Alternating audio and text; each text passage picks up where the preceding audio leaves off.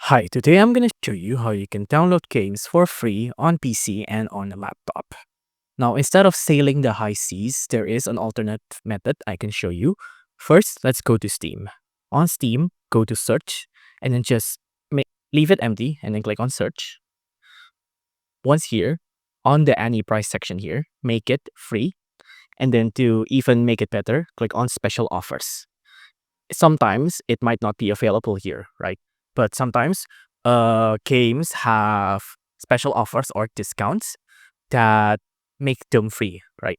You can also uncheck here if you like, but you can see right now there's nothing that's on sale that's free, right?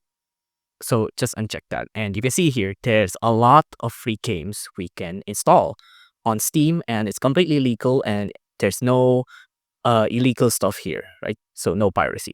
All of these are free. You can install whichever one you like Counter-Strike, Marvel Rifles, Dota 2, PUBG Battlegrounds, Apex Legends, Warframe, a lot. There's another method you can do as well, and it's by going to Epic Games, right? Because Epic Games are the launcher that gives out a lot of free games.